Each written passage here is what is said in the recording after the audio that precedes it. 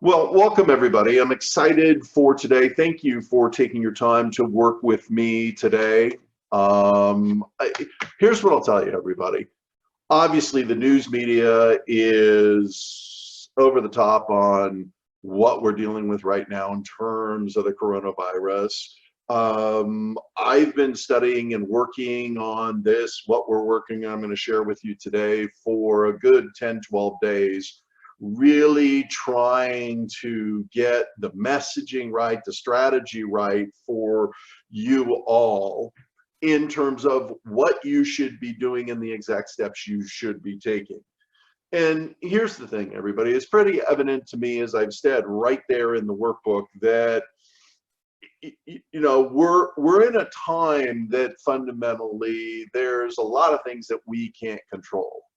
Meaning, right, we can't control the economy, we can't control obviously the real estate market of buyers and sellers, we can't control our prospects. The interest rates are obviously very favorable, but there's a lot of things that fundamentally are out of our control, but there's a lot of things that are in our control, and that's what I really want to work with you on today is good game plan, good strategy, some good scripts and dialogues to be able to engage with these people. Now, here's my hope for you all and for me today in terms of working together, right?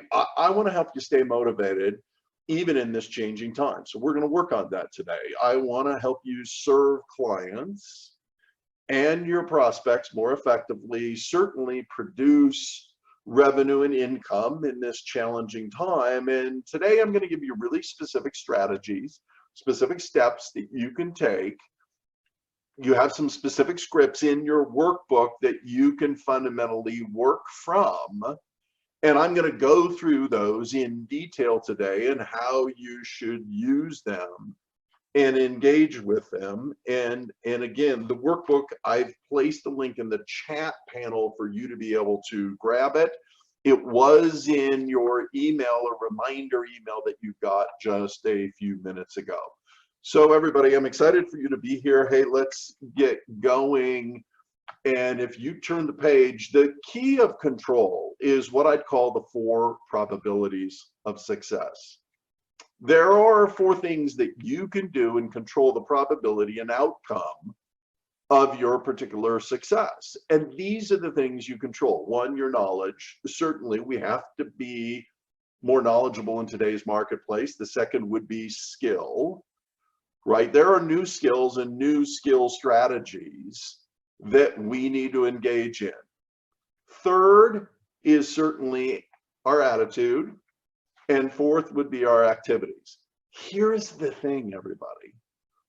The activities we're doing right now, the consistency of certain activities and actions will do more for your attitude, more for your skill, more for your knowledge, more for your bank account, more for your service for your clients and the relationship with you than anything else.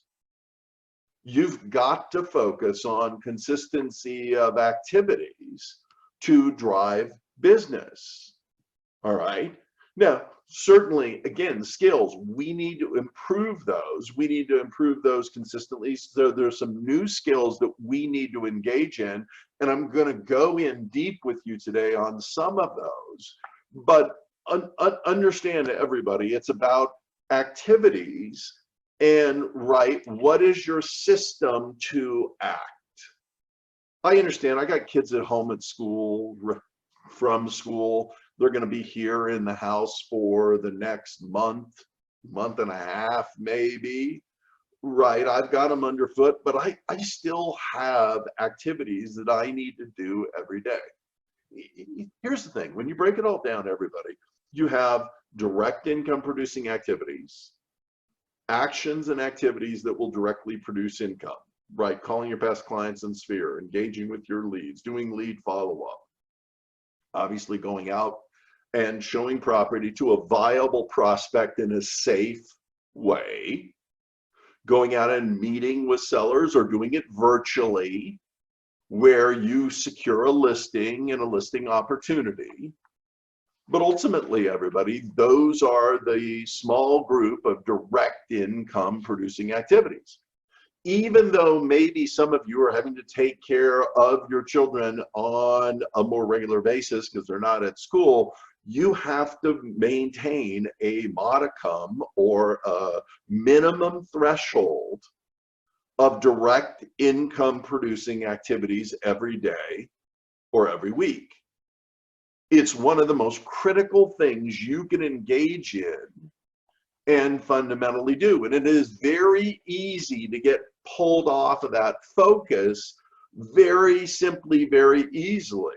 Now, I think you've got to look at the mix of your time, and I think you've got to understand the mix of your time, and I think you've got to recognize that maybe I may not have as much time to invest because of some of the barriers that we're experiencing. So I need to make sure the hours that I do invest create the greatest amount of revenue growth.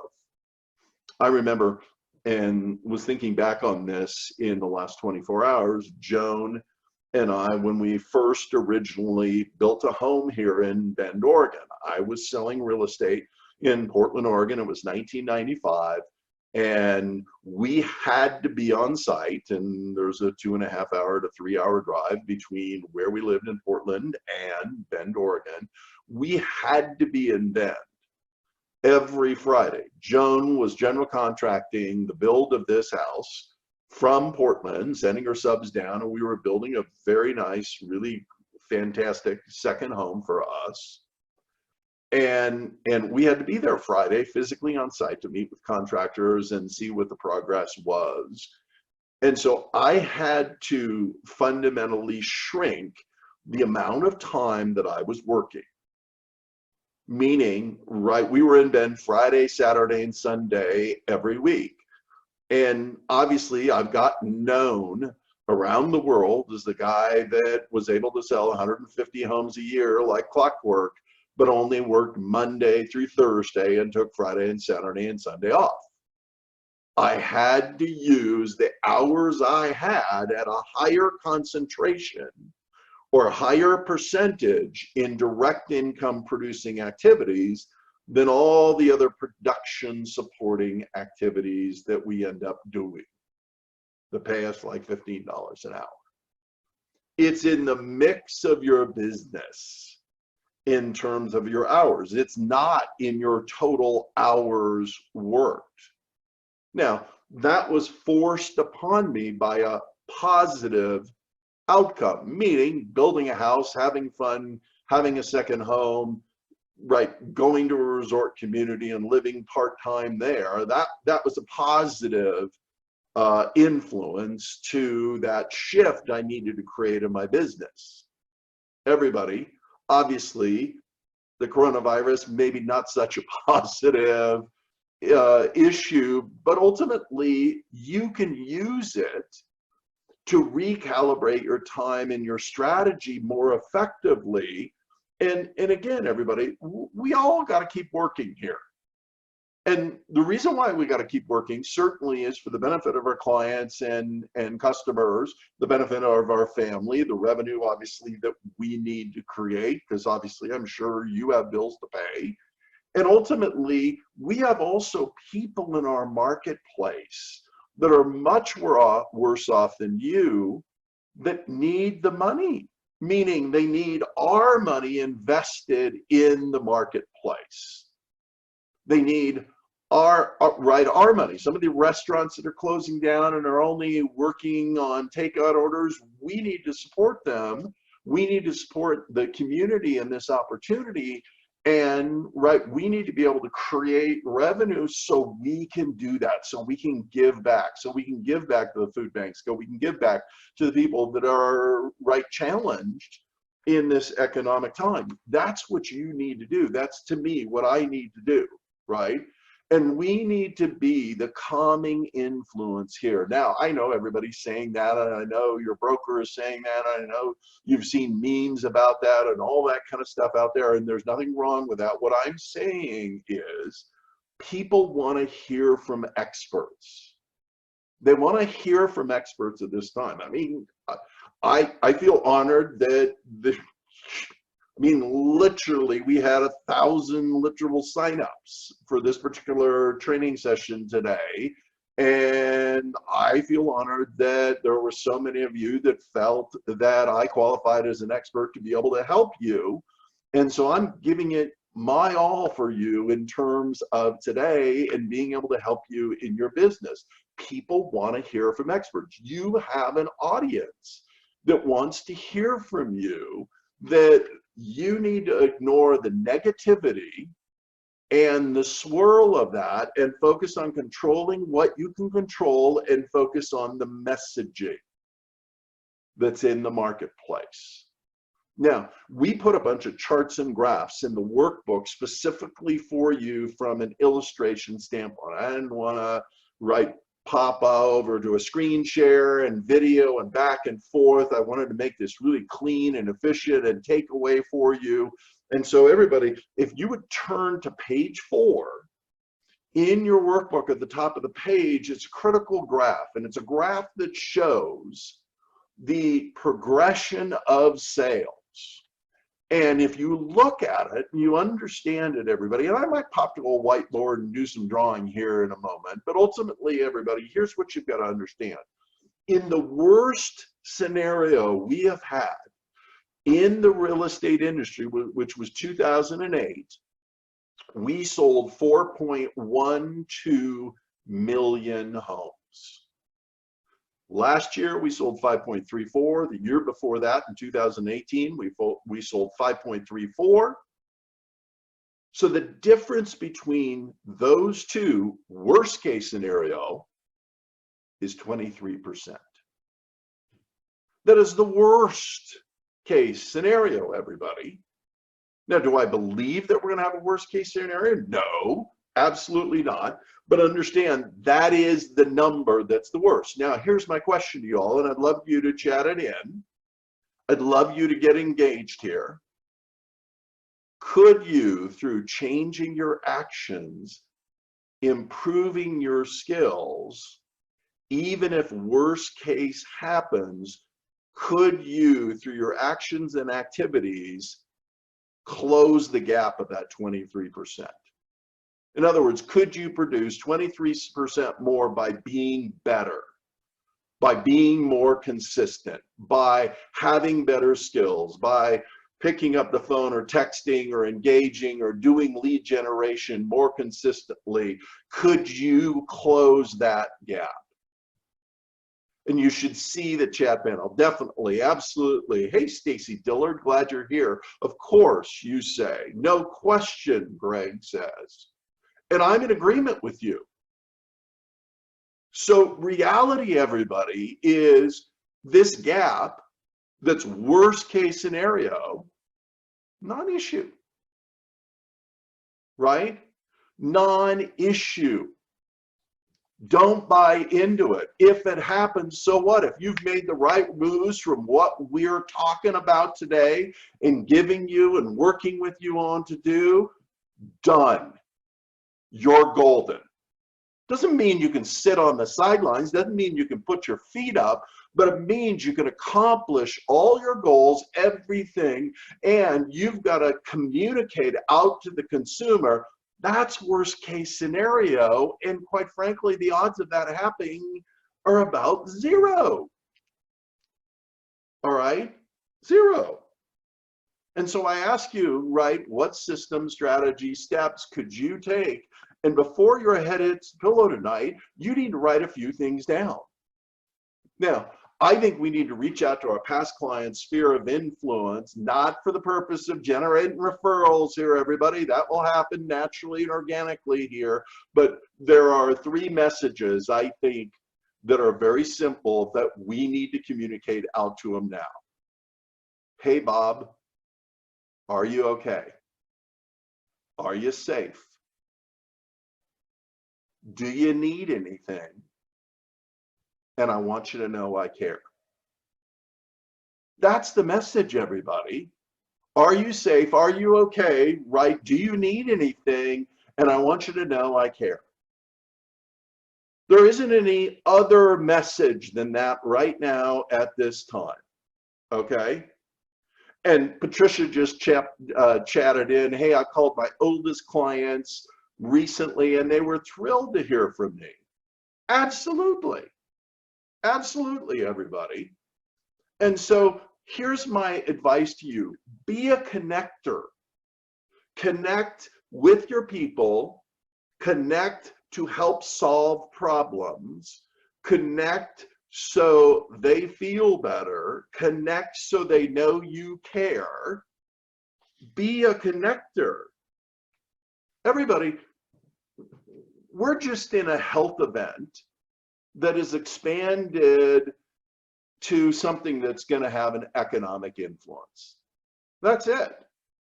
Now, we've seen a lot of volatility in the stock market. I mean, goodness sakes, it was down 3,000 points, the Dow, on Monday. It was up 1,100 yesterday, and I checked just before I came on the webinar, and we're down 1,400 since early today. Everybody, I will tell you, in my opinion, I think that's the way it's going to be for a while, right? We're going to have these swings up and down, which is going to cause emotional distress. People are going to look at their 401k accounts and get a little wonky. And I think buyers and sellers right now are reacting more to the stock market swings at times than the virus. And I'm not minimizing the virus, everybody. I'm saying that the stock market swings are more public and right and concerning to many people. All right, our job, here it is. We're community leaders. We're leaders that are supposed to spread calm, certainly not fear, and you've heard that from everybody. That's nothing new. Our job is to be supportive. It's to be professional, community service oriented, help.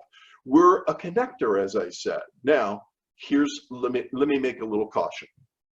And I have to tell you, everybody, obviously my news feed at Facebook, etc., is filled with agents because I know a lot of agents and I'm engaged with a lot of agents in social media.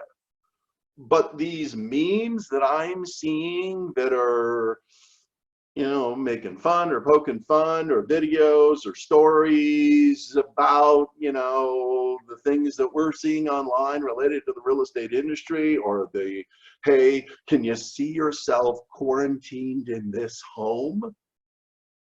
Ugh.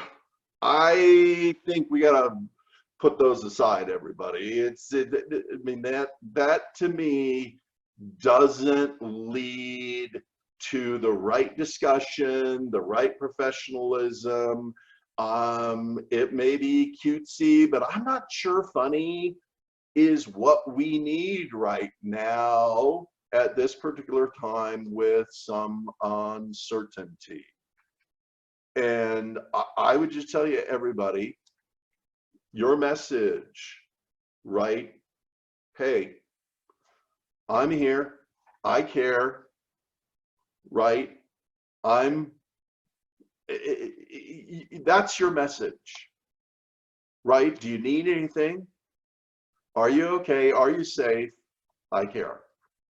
That's your ongoing message, and it's not these cutesy things. Now, everybody, again, I've given you a bunch of charts and graphs. Go to page 5, if you would, in your workbook, everybody, please. This one I saw the other day. Showing Time is doing a weekly update on showing trends and showing activities, okay? And to me, everybody, what it's showing, if you're looking at it, top of page 5, is it's showing an upward trend in showing activities. That showing activity has not dropped. It's evidence of buyer activity when the seller says to you, yeah, I'm not sure that we're comfortable being on the marketplace because we're concerned about prices dropping or the pool of buyers. And everybody, it's not to, you know, I'm not using it to convince them of safety and security. If they have safety and security issues, I think we have to have a different kind of discussion. I'll teach you how to have that discussion before we're done. But understand, everybody, the indications are there is still a large pool of buyers out looking around and engaged. And Joshua, go to Showing Time, the software company Showing Time, and they update that graph every week. And so you'll be able to grab everybody that graph every single week. It's a great thing that those folks are doing for us, so you can see the nationwide picture. Certainly it doesn't indicate what's going on in your absolute local marketplace, but it does give you a good snapshot of the nationwide picture of what we're going through and what the activity we have. Okay, it gives you an indication of the pool of buyers that are remaining active in the marketplace. Now, here's the other thing. You need to do, everybody, all of you, you need to do a weekly review.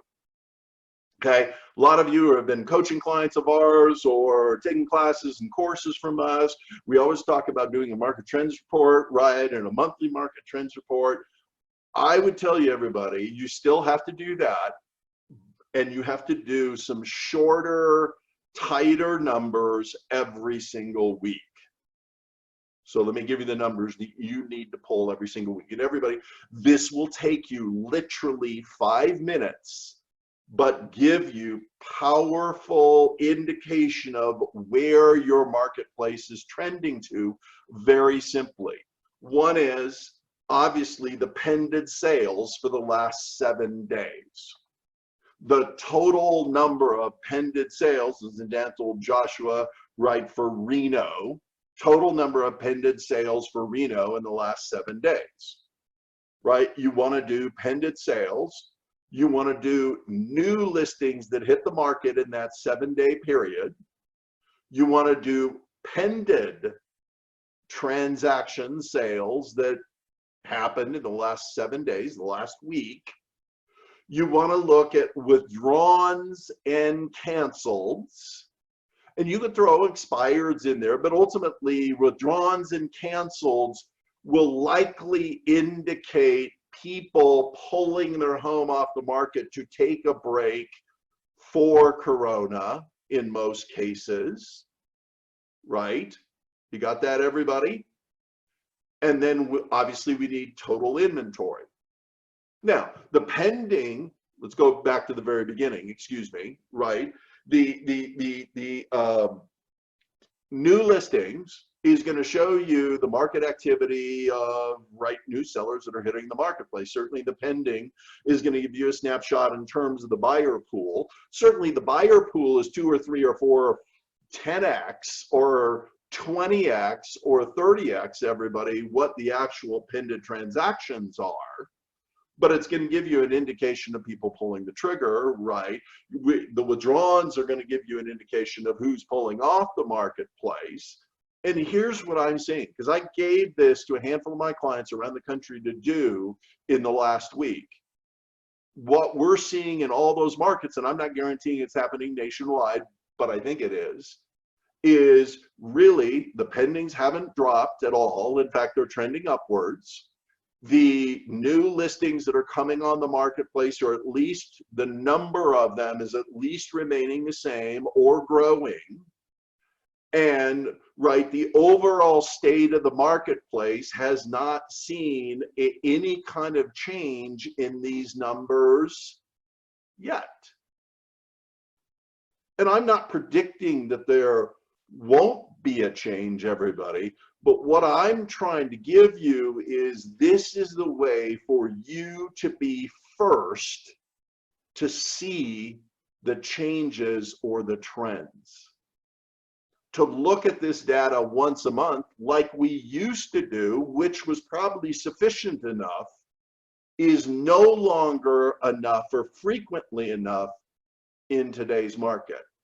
Got it, everybody? Right? Got that so far? Yes? We're good?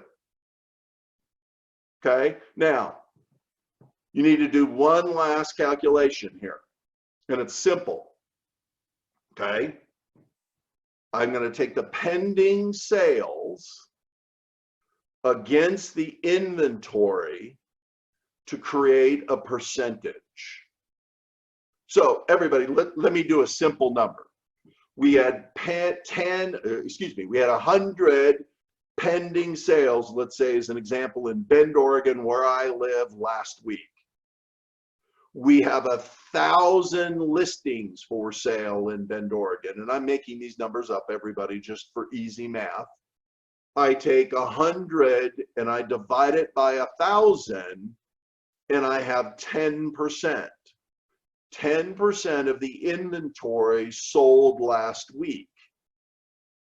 If I'm watching that week over week and it's going up, it's going down, whatever it's doing, I can give good counsel to my clients, both buyers and sellers, in terms of what the trends really are. That number will be a clear indicator of the buyer and seller pool and activity level, and certainly even with the seller, the odds of their success overall. And yes, Melanie Cameron, great that you're here. Thanks for asking the question. Closed sales also, yes, very legitimate. We want to be tracking closed sales. And if I didn't mention that, I apologize. Thank you for reminding me, Melanie. I appreciate that. Right. It's right. Let me look at my list so I've got it real accurately here. New listings, pendings, solds, cancel withdrawals, total inventory, meaning total units for sale on the market. Now, you could choose to pull lots out if you chose to, because it's a minor section of your marketplace, and only do single family residence and townhomes and condos if you so choose. But fundamentally, you're looking at, right, what were the pending sales, because that's the activity, right, the buyer pool, against what was the inventory to raise that percentage. Okay. And Sam, your chat is, I don't have a lot of people that I'm hearing are pulling back. And so here's the thing, everybody, you want to show numbers. You want to show simple data and numbers to help your clients make good, solid decisions for them and their family. And here's the thing, everybody, I'm laying it out for you and just telling you what I personally believe right now. My job is to give them the data and the information to help them not make a decision out of fear, but make a decision that's right for them.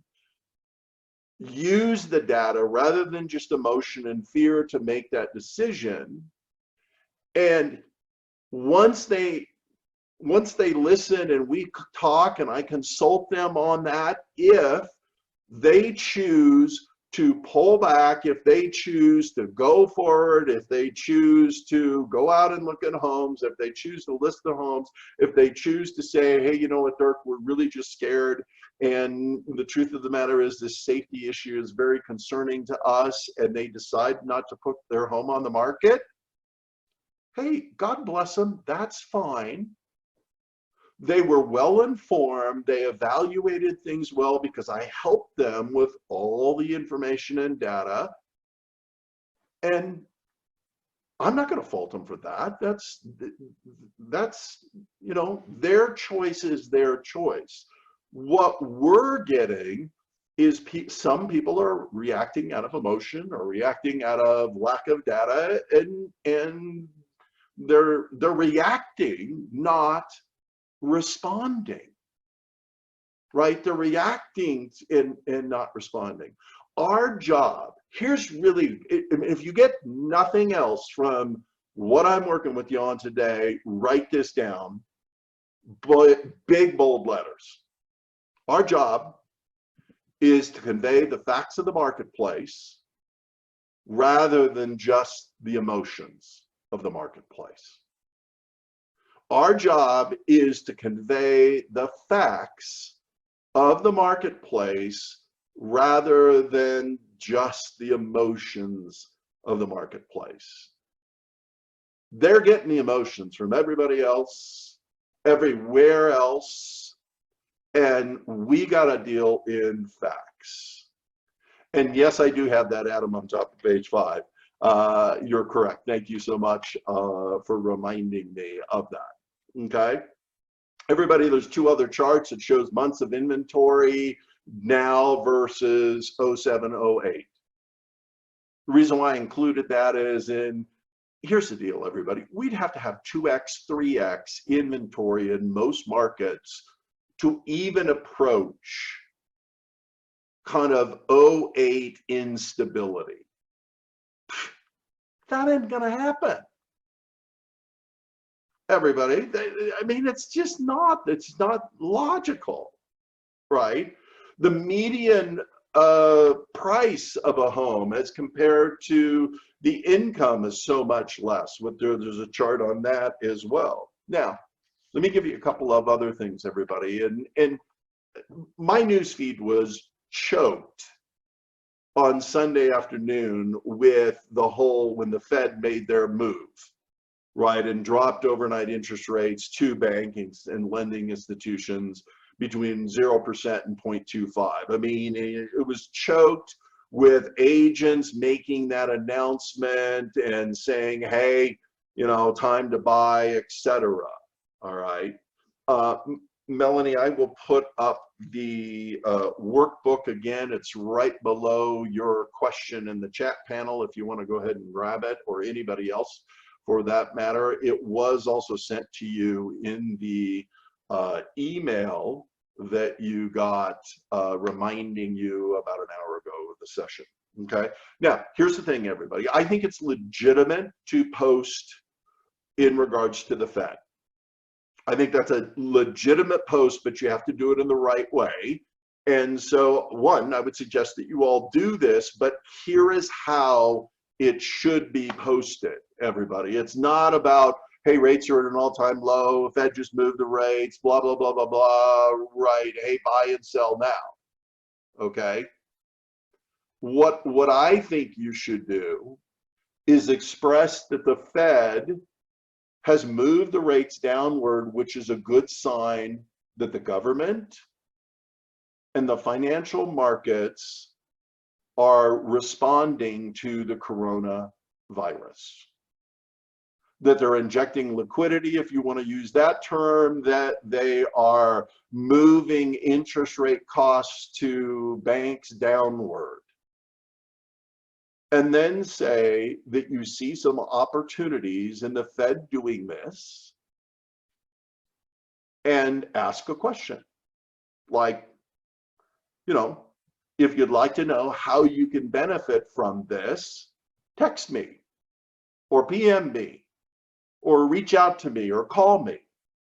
Or if you want to learn how to navigate this better, reach out to me. Or if you want to know how this might impact you and other homeowners in the XYZ real estate marketplace, please reach out.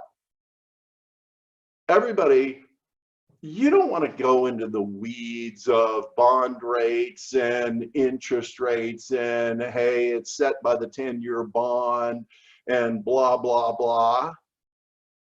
And you also don't want to just do the blanket statement to buy and sell, right? It's a good time to buy, it's a good time to sell, because sometimes that sounds a little self-serving.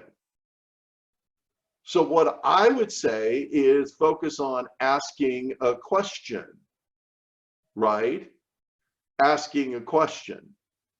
Now, I had a real quick question that somebody chatted in the question line that I want to make sure I'm responding to.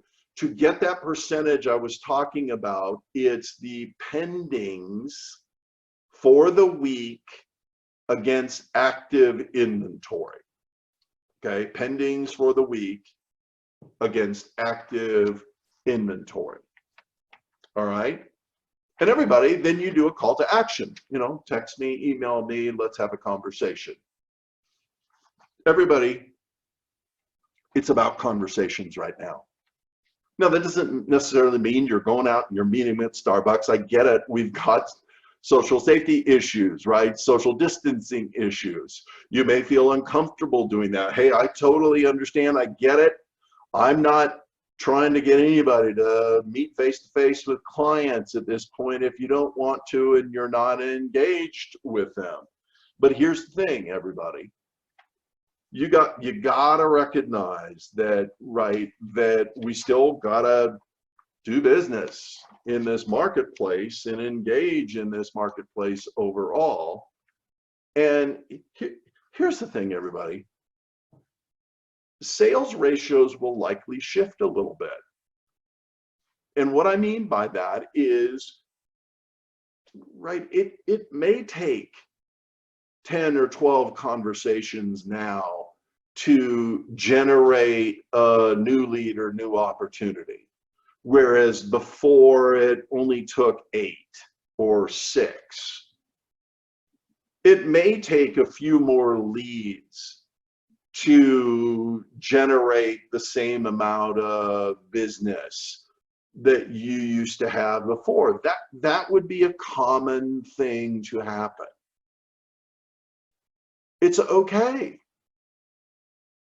I can up my game to still accomplish what I need in serving and revenue toward clients, even if the sales ratios are changing. And I would tell you, expect them to shift or change a little bit overall, and that's fine. It's not the end of the earth, everybody. Now, I want to dig into some scripts and some dialogues that I've been working on and working with everybody and helping you with this, okay? And if you go to page 7 on your workbook with scripts and dialogues, there's some primary base scripts that I would be using in today's marketplace. And I've given you a couple of different versions where somebody is giving you a little concern, and you say, hey, it's logical given the news that we've gotten recently with the coronavirus to have a little apprehension and a little concern about the real estate market and your personal social safety. In fact, Susie, I'd be worried if you didn't feel that way. Let me ask you, Susie, if I can, what's really your biggest concern? Everybody, this is not time for verbal judo, right? For 70s and 80s and 90s scripts. This is time to probe and understand your prospect or your client at a deeper level so you can fundamentally serve them and, most importantly, counsel them in the right way for them. I want to seek to understand, not play verbal judo with somebody. I want to be able to help them and engage with them and understand their biggest concerns and maybe understand the other concerns below that. Hey, are there any other concerns that are important as this particular one you've just shared with me? Okay, there are. Great. Please share that with me as well. So, right, the safety issue is your highest concern, and your second highest concern is the correction of the marketplace that you feel might be coming. Those two are your highest in ranked order. Are there any others? Right? I'm trying to understand. Now, everybody, write this down because it's not in your workbook. It's a bonus I'm giving you. There's a rule in selling. And again, everybody, we're not doing full court selling here, full court selling here. I'm trying to understand.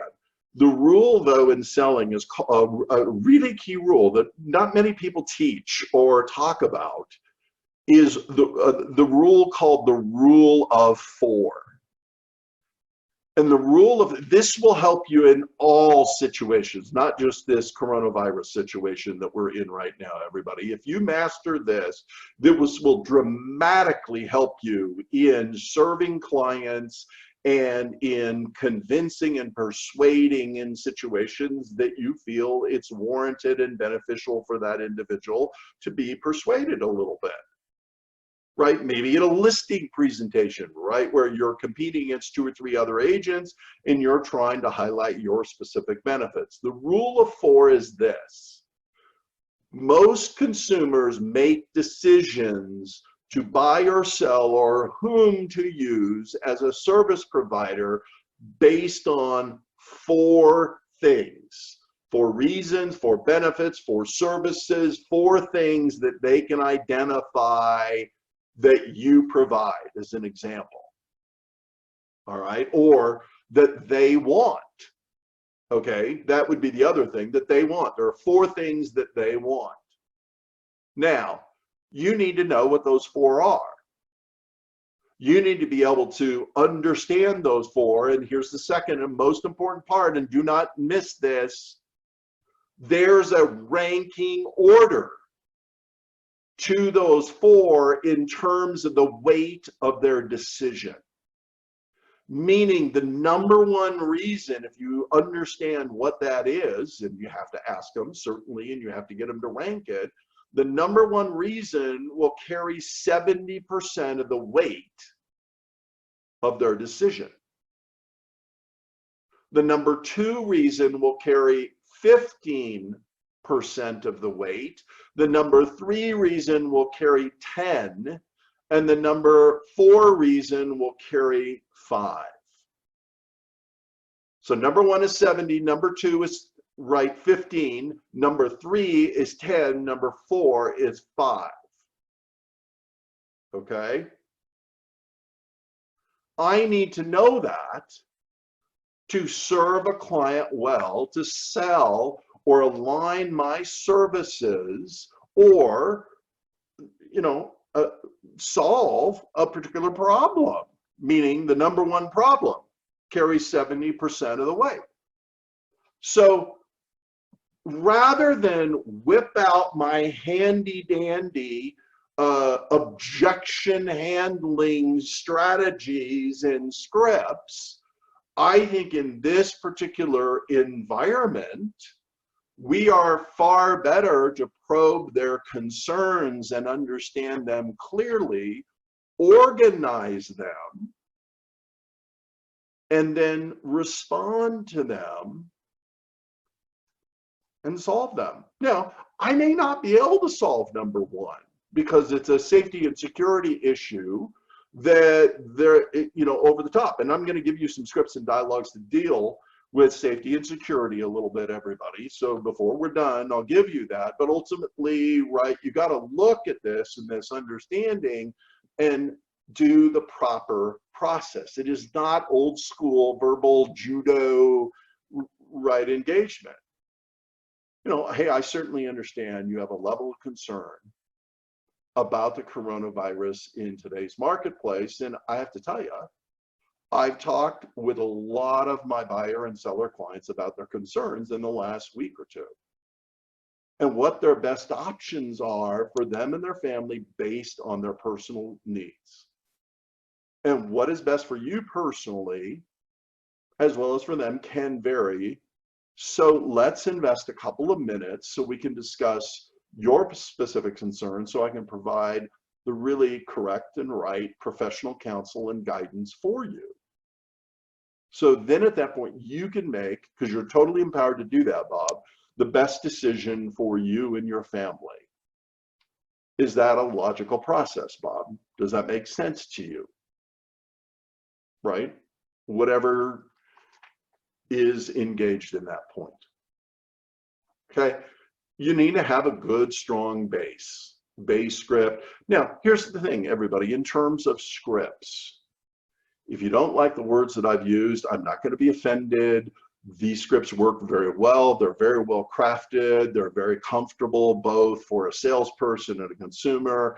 I am not trying to grab anybody by the throat and manipulate them or anything like that. I'm trying to have an open and authentic conversation. There's some transition scripts at the bottom of that particular page that are very effective transition scripts because they're true and they transition the conversation. To acknowledge to somebody, as an example, like one of the scripts, hey, this is new for all of us. There's no doubt about that. What I do know is fundamentally at some point in time, things will go back to normal. And this whole health event will be kind of in the rear view mirror for all of us. And that's a softening statement. It's a transitional statement. It's true as well that, this is going to pass. So let's make some decisions based on that and based on that opportunity. Now, everybody, if you look again at your workbook, I've packed a lot in it.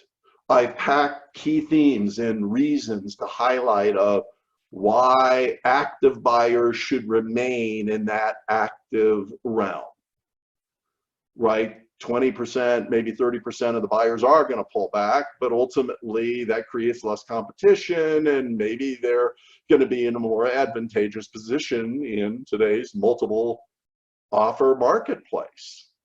It certainly doesn't hurt to continue to look and go out and preview property and see if that really great home, because here's the thing, you never know when that dream home, hey, gotta have it, home is going to come on the marketplace. And if we pull off in our searching, they may miss it. And that would be unfortunate. All right, with pending transaction, I don't think you can over communicate in today's marketplace. I do not believe you can over communicate with current clients, past clients, sphere of influence, pending transactions, especially, right? Active buyers, active sellers. I don't think you can over communicate. So I think the theme for a pended transaction, and I've given you 6 different thematic statements and strategies. One, they made a good decision, they made a good buy, they bought a high demand home, right? And high demand homes always appreciate at a much higher rate. They won in multiple offer situations. It's likely if we wait until the pool of buyers feels safe diving back into the marketplace, so to speak, that we'll have this pent up demand that will likely cause even more multiple offers at that time than we're experiencing right now. And are you okay with that? Great question, everybody. Are you okay with that? That puts the onus on them. It says to them, hey, I'm with you either way. But they still have to have the weight of the decision on them. Okay? And that's key. Buyers are on the fence. I've given you about 8 things that you can fundamentally do and illustrate and engage off of with buyers on the fence. Sellers on the fence, everybody. Sellers on the fence. I've given you 7, 8 things there, right? The pool of buyers is strong. There's still more buyers than there are sellers. I mean, certainly I don't have a crystal ball and neither do any of you, but the trends are this. Everybody, here's the other thing that I would say to you. Running counter to the herd is one of the principal success tenets in life. It really is. I can tell you I've been immensely blessed by running counter to the herd in a lot of situations, right? When everybody was scared to death of buying real estate in 2010 and 2009 and 2011 and 12, I was buying like a banshee. And I've been blessed beyond measure. More than I quite frankly deserve or should have from that that willingness to venture out and take what was considered a risk, but it really wasn't if you look logically at it. But I was running very counter to the herd, everybody, significantly counter to the herd. Now, I want to spend a couple of moments, everybody, and please stay with me. I may run a few minutes long today. I've never done this program before, so I may run a couple of minutes long on this, but I'm telling you, it's going to be worth your time to hear this, and you'll get a recording so you can absorb this, okay? Now, you're going to have some clients that want to withdraw from the market. You're going to have some buyers that want to withdraw from the market. And I want to give you some really good scripts and dialogues. Now, I'm going to give you a caveat, everybody. I saw some scripts that came out on Monday, and I have to tell you, right, from a prominent individual, and I'm not going to name names, but I'm telling you, they were horrid, right? And I mean, they were, you know, when you get somebody that wants to pull off the market, you say to them, hey, what's changed? Well, come on, everybody. That's pretty obvious, right? I mean, give me a break. Okay, and right, the client is supposed to say, well, it's, you know, it's the virus of the market. And then your response is supposed to be, hey, I get that. The market doesn't matter. Really? Is that the kind of adversarial relationship you want to have with your clients? Oh, I get that. And yet the market doesn't matter. Really? Or the client says, well, my concern, the prices are going to fall. And your response as an agent is supposed to be, well, then don't sell. But that's not a good reason. Literally, it's in the script. Are you serious? You're going to tell your client that that's not a good reason? Do you want to just create confrontation? I'm just stupefied by this, everybody. And so I've been working on these scripts for weeks, recrafting, and I've probably done 50 drafts of these scripts because I wanted them to be consultative, be caring, not be verbal judo. This is not time for verbal judo. Now, maybe I'm the only one that thinks that, and okay, I'll accept that I might be in a minority, and in fact, everybody, do you understand what I mean by that, you know, in this illustration? And I guess my question is, do you agree with me? And it's okay if you don't, but I don't really feel now is the time for verbal judo with individuals. It's we're here to serve, right? And I just think, everybody, we got to acknowledge when they're calling us or texting us or emailing us, and again, I wouldn't email back and forth with people on pulling their home on the market. I'd have to have a conversation with them, okay? Just because I need to and they need to. And I'm going to say to them, hey, you know, besides the coronavirus, which is why they're calling, is there any other reason you want to withdraw your home from the marketplace? And I'm going to probe. And then I'm going to say, hey, I understand and I appreciate your concerns. Can you share with me what your biggest concern about your home on the market is at this time? And everybody, you'll see it in the script. I mean, they're going to tell you safety, they're going to tell you security, they're going to tell you your whole health, or they may tell you they're concerned about prices correcting or dropping. I mean, that's predominantly what they're going to tell you. Now, is there maybe 5% that'll tell you something else? Yeah, maybe, but this is going to handle 95% of them in a manner that you're engaged, right? And then I'm going to say to them, first, I want to say to you that you're not alone in feeling the way that you do, and you're perfectly valid in feeling that way. Let me share with you my counsel that I gave another client just like yourself. Acknowledge that they're normal and you've had other people that have asked you about this. And then you go into, if it's safety, security, or health, I've given you responses right in there regarding to that. Everybody, you can move some levers. You can limit showing times, you can limit days of showing, you can limit access, you can limit, or compact showings, everybody, in a shorter period of time. All right, you can do all those things. Now, let me, everybody, I want to, don't go. I know some of you are having to go, and I totally understand. I'm at an hour. I've got about 5 more minutes. Just hang with me here, okay? And I'm going to talk about really quickly. I'm going to take a real quick pause here in a controversial subject, but I'm not making a stance on this. The controversial subject, obviously, is open houses.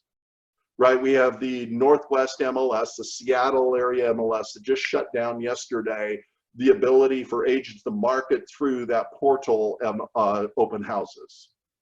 Okay, now I'm going to make a statement here, everybody. One, it's your choice to do an open house. It's your client's choice to do an open house or not an open house.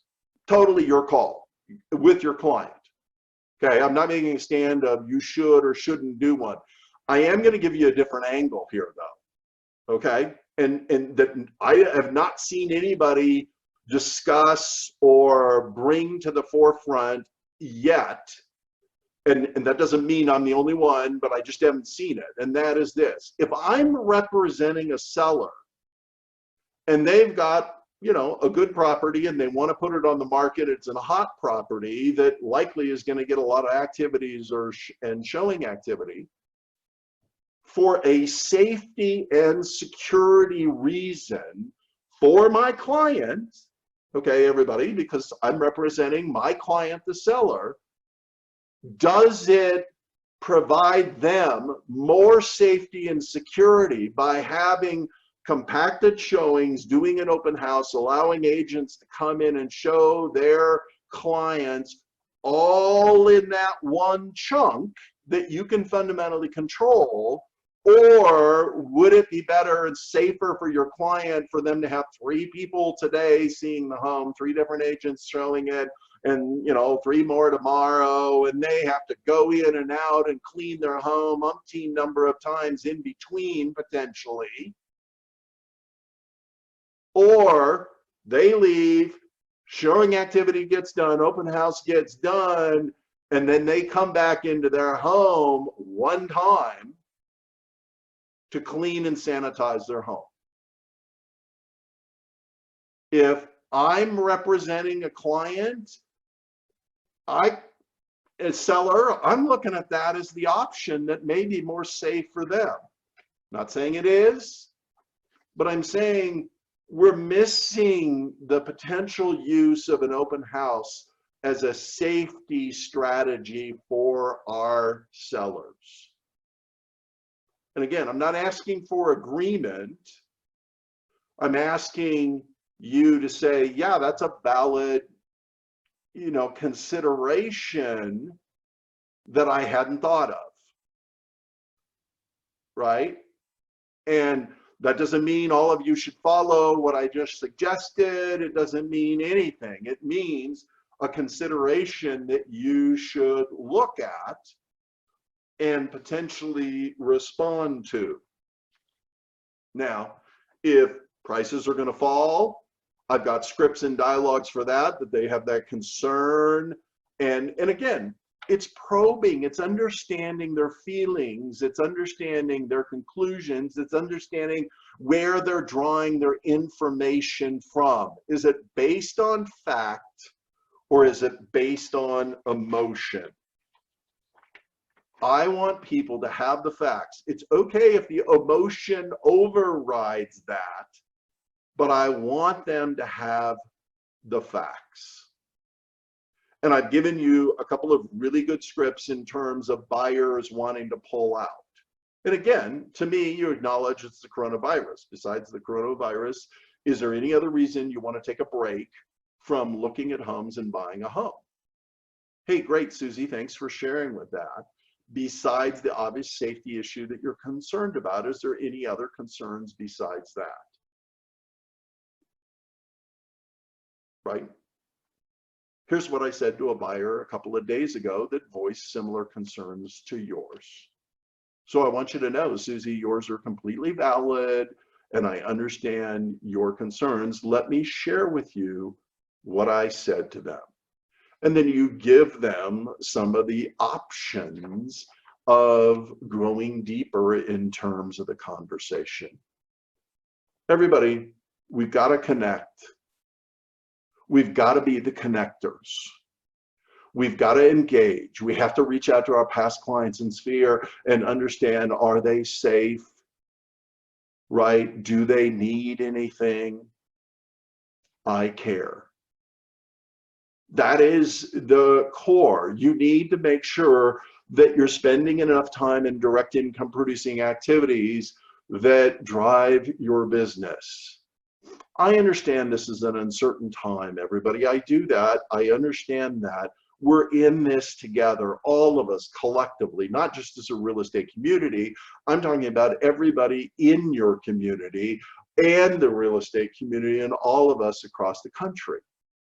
We are in this together as Americans. We're, in my opinion, and I'm not trying to get controversial, everybody, we're not Republicans, we're not Democrats, we're not independents. We are all in this together as citizens of the United States of America and human beings on the planet Earth.